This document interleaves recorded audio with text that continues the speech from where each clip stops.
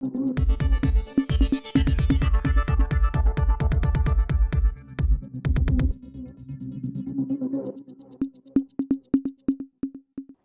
இது news focus Tamil. இன்றைய சிறப்பு விருந்தினராக நம்முடன் அரசியல் பேச மூத்த பத்திரிகையாளர் திரு தரசு ஷியாம் அவர்கள் இணைந்திருக்கிறார். சார் வணக்கம். வணக்கம் அன்பழகன். Right sir. இப்ப பெரும்பான்மை இழந்து மோடி ஆட்சி செஞ்சுட்டு இருக்காரு அப்படிங்கிறத பாக்குறோம். இந்த இடத்துல பீகார்ல இருந்து ஒரு அடுத்த அழுத்தங்கள் வந்துட்டு இருக்கு. அங்க பிஜேபி ஜேடியு கூட்டணி, இந்த பக்கம் ஆர்ஜேடி காங்கிரஸ் கூட்டணி இருக்கு அப்படிங்கிறத பாக்குறோம். நிதிஷ்குமார் இந்த என்டிஏல கிங் மேக்கரா இருந்து கூட மாநிலத்துக்கான சிறப்பு அந்தஸ்து கொண்டு வர மாட்டேங்கிறாரு. அவங்க கட்சி கூட்டத்தில் அவர்தான் தீர்மானம் நிறைவேற்றினாரு. ஆனா அதே அவர் கொண்டு வர மாட்டேங்கிறான்ற குரல் ரொம்ப பெரிய அளவில் அங்க ஒரு வார்த்தை போரை நடந்துட்டு இருக்கு. இந்த பாலிடிக்ஸ் எப்படி பாக்குறீங்க சார்? சிறப்பு அந்தஸ்துங்கிறது ஆர்டிகல் 371 இருந்து தொடங்குதுங்க. சிறப்பு அந்தஸ்துன்னு நம்ம கொடுக்க முடியாது எந்த மாநிலத்துக்கும். சிறப்பு திட்டங்கள் அறிவிக்கலாம், அதுக்கான வாய்ப்பு இருக்கு மாநிலத்தோட தேவைக்கு தகுந்த மாதிரி. சிறப்பு திட்டங்கள் மூலமாக ஏற்படுகிற பொருளாதார சுழற்சி மாநில முன்னேற்றத்துக்கு உதவும். இதுதான் கான்செப்ட். அப்போ நிதி கமிஷன் தான் அதுக்கான ஒதுக்கீடு செய்யணும். அது ஒரு 40% இருந்து 50க்கு கீழே 41%, 42% வரைக்கும் மாநிலத்துக்கு வரி பகிர்வு. அவ்வளவுதான். இது அக்செப்டட் ஃபார்முலா. 50%க்கு மேல வரி பகிர்வு கொடுக்கறதுக்கான ஃபார்முலா இல்ல, இந்தியால இல்ல. அதாவது நம்ம டிவிசிபிள் பூல்னு சொல்றோம் இல்லைங்களா, ஒரு நாட்டோட வரி மொத்த வரியில கண்டிப்பாக மாநிலத்தின் பங்குன்னு வரத்தான் செய்யும். இப்போ உதாரணமா நீங்க நான்லாம் இன்கம் டேக்ஸ் கட்டுறோம்னா அது தமிழ்நாட்டில் வாழ்றோம். அப்போ நம்மளோட டாக்ஸேஷன்ல இருந்து இன்டைரக்ட் டாக்ஸும் சரி, டைரக்ட் டாக்ஸும் சரி, அந்தந்த மாநிலத்துக்கு ஒரு பங்கு போகணும். ஜிஎஸ்டி எல்லாம் எல்லாருக்கும் தெரிஞ்ச விஷயம் தான். இது மேக்சிமமே 50க்கு இது வரைக்கும் இந்தியாவில் தாண்டினது கிடையாது. 40 to 15 வச்சுக்கலாம் நீங்க.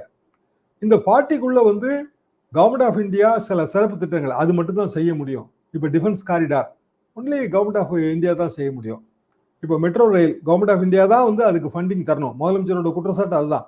எங்களுக்கு மெட்ரோ ஃபேஸ் 2க்கு நீங்க தரமாட்டேன்றீங்கிறது தான் குற்றச்சாட்டு. இப்ப ரயில்வே புதிய திட்டங்கள் அது அவங்க தான் செய்ய முடியும். இதை அதுல இருந்தா அவங்க எடுத்துக்கிறாங்க. அப்ப ஆக்சுவலா ஒரு ஸ்டேட்டுக்கு கொடுக்கக்கூடிய ஸ்டேட் ஸ்பெசிபிக்கா கொடுக்கக்கூடிய பணம்ங்கிறது 20% கூட வராது. வரி பகிர் மொத்த வரியில வரி பங்கீட்டுல மாநில அரசுகள் அவங்களும் நிதி திரட்டணும். இன்றைய தேதிக்கு அப்படி நிதி திரட்டக்கூடிய வருவாய் இனங்களே இல்லை. அதாவது பெட்ரோலோட செஸ், மதுபானம், பத்திரப்பதிவு, இதை தாண்டி நம்ம கிட்ட மாநிலத்துக்கு வரி வருவாய் வர்றதுக்கே வழி இல்லைன்னு ஆயிடுச்சு. லோக்கல் பாடி எல்லாமே ப்ரொஃபஷனல் டாக்ஸ் போட்டுறாங்க. அந்த ப்ரொஃபஷனல் டாக்ஸ்ல மாநில அரசு பகிர்வு கொடுக்க மாட்டேங்குதுங்கிறது தான் குறைபாடு, அவங்களோட குறைபாடு. அது நம்ம எப்படி மத்திய அரசு தர மாட்டேங்குதுன்னு நம்ம மாநில அரசு சொல்லுதோ, அதே மாதிரி உள்ளாட்சி அமைப்புகள் என்ன சொல்லுதுன்னா மாநில அரசு எங்களுக்கு தர மாட்டேங்குது. இது தொடர்ந்து நீங்க இந்தியா முழுவதும் இதை பார்க்கலாம்.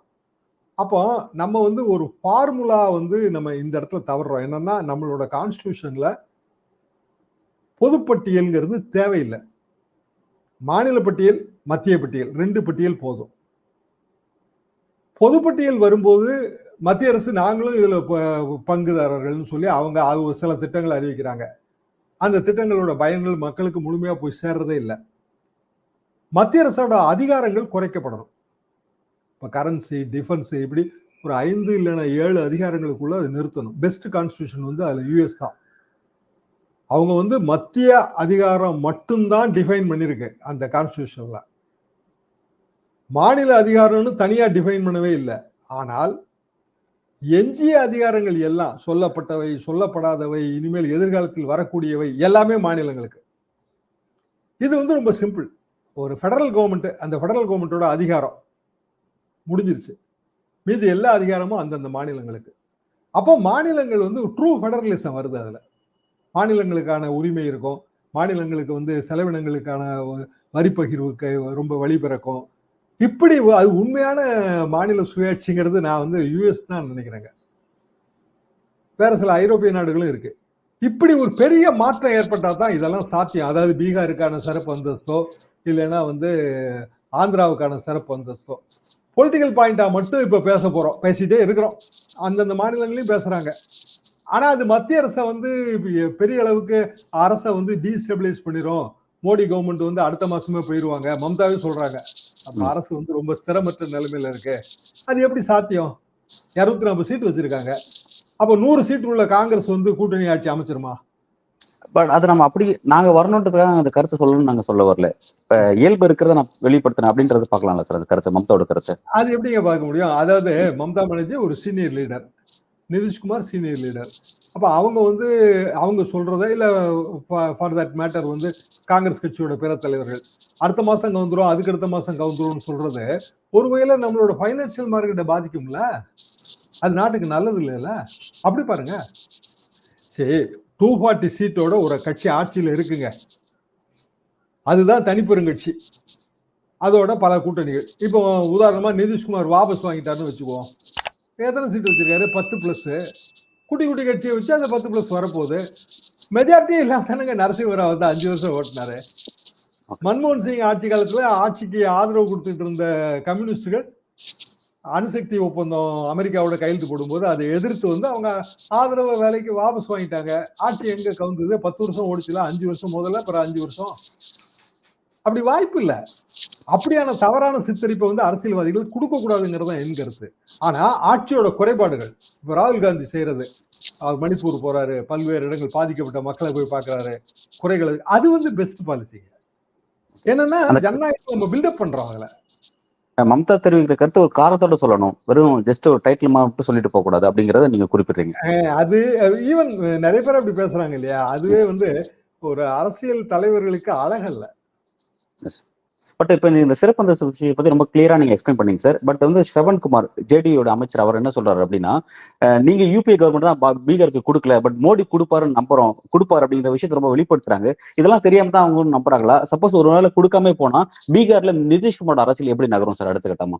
சிறப்பு அந்தஸ்து கொடுக்கவே மாட்டாங்க, எழுதி வேணா வச்சுங்க. காரணம் அதுக்கான வழி இல்லை நம்ம கிட்ட. அதாவது ஸ்பெஷல் ஸ்டேட்டஸ்னா என்னன்னா, ஆர்டிகல் 370 காஷ்மீருக்கு கொடுத்த ஸ்பெஷல் ஸ்டேட்டஸ் மாதிரியான ஒரு ஏதோ ஒரு வகையில ஒரு அங்கீகாரம். 90% வந்து மத்திய அரசாங்கத்தோட திட்டங்கள் எல்லாத்துக்கும் மத்திய அரசாங்கம் ஃபண்டிங் பண்ணணும். அப்போ இன்னும் சொல்ல போனால் பீகாரை விட கூட ஆந்திராவிட கூட பின்னணியில் இருக்கிற மாநிலங்கள் நிறைய இருக்கும். வடகிழக்கு மாநிலங்கள், அது எல்லையோர மாநிலம், நம்ம பாதுகாப்பு ரொம்ப முக்கியம். இப்படி ஒவ்வொரு மாநிலமும் ஸ்பெஷல் ஸ்டேட்டஸ் கொடுக்குற நிலைமையில எந்த மத்திய அரசும் இருக்காது. இப்போ ஆந்திராவை பிரிச்சது யாருங்க? ஒன்றுபட்ட ஆந்திராவை காங்கிரஸ் கட்சி தான். அப்ப எங்க ஸ்பெஷல் ஸ்டேட்டஸ் கொடுத்தாங்க? அவங்க அதே டிமாண்ட் அப்பவும் கேட்டாங்க. சிறப்பு திட்டங்கள் ஒதுக்கலாம். இப்போ சந்திரபாபு நாயுடு என்ன கேட்கிறாரு?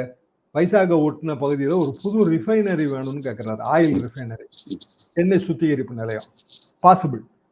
ஆனா அதுல வந்து 3000 crores to 5000 crores வந்து ஃபண்டிங் வரும். அப்ப அதை சுத்தி சின்ன சின்ன தொழில்கள் வளரும், வேலை வாய்ப்புகள் பெருகும். இது மூலமா அந்த மாநிலம் வந்து நன்மை பெறும். இப்படியான சிறப்பு திட்டங்கள் ஒரு 6-7 திட்டம் பட்ஜெட்ல இண்டிகேட் பண்ணலாம்.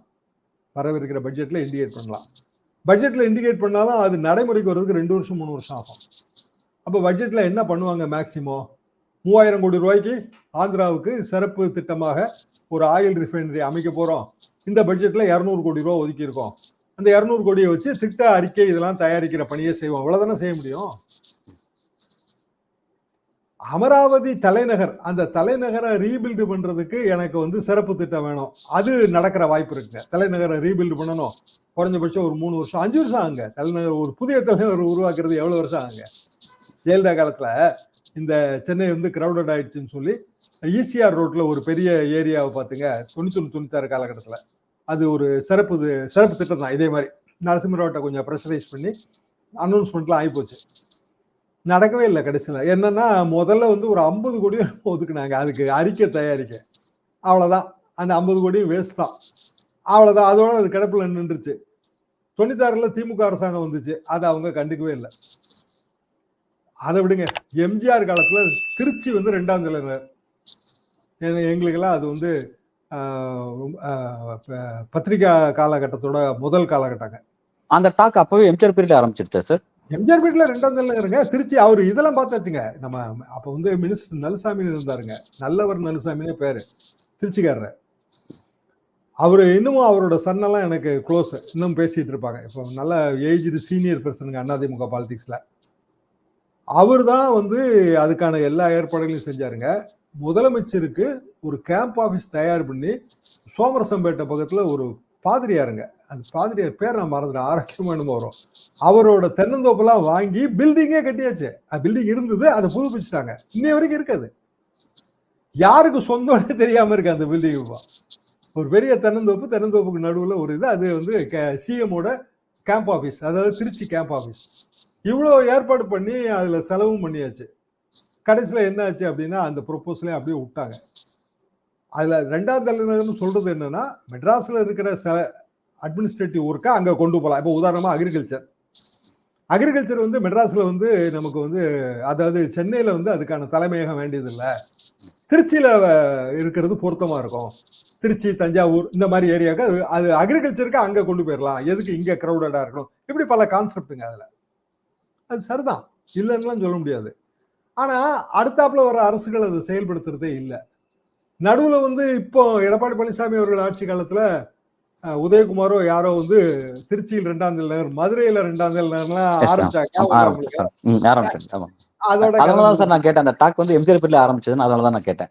எம்ஜிஆர் பேர்ல ஆரம்பிச்சதுங்க. இன்னமும் அந்த வீடு இருக்குங்க, பங்களா, ஒரு 2 மாடி கட்டடம். நான் சமீபத்துல ஒரு 6-7 வருஷம் வந்து அதை போய் பார்த்தேன், பழைய நினைவுகளுக்காக போய் பார்த்துட்டு வந்தேன்.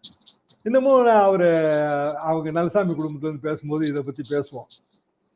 அவர் ஒரு அருமையான அமைச்சருங்க. இதெல்லாம் வந்து ஒரு, அதாவது என்ன சொல்ல, ஒரு எதிர்கால திட்டம் அப்படி திங்க் பண்ணக்கூடிய அமைச்சர்கள் நம்ம உண்மையிலே இழந்துட்டோம். அந்த மாதிரியான அமைச்சர்களே இழந்துட்டோம். இப்போ எதுக்காக நான் சொல்ல வரேன்னா, இது அமராவதி இன்னொரு ஆந்திராவுக்கு இன்னைக்கு தலைநகர் இல்லை, ஒரு தலைநகர் தேவை, அதுக்கான சிறப்பு திட்டம். It will take 3 to 5 years.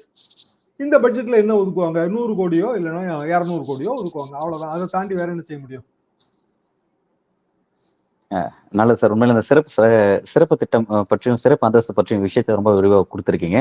இதனால உண்மையிலே நிதிஷ்குமாரும் நாயுடும் ஸ்டேட்ல ஒரு பெரிய நெருக்கடியை எதிர்கொள்ள போறாங்க அப்படிங்கிறத புரிஞ்சுக்க முடியுது. வரக்கூடிய காலகட்டத்தில் அந்த அரசியல் எப்படி நகருங்கிறத பொறுத்து வந்து பார்ப்போம் சார். பல்வேறு கேள்விக்கு ரொம்ப ஆழமா உங்களோட கருத்துக்களை வழங்கியிருக்கீங்க. மிக்க நன்றி சார். சரி.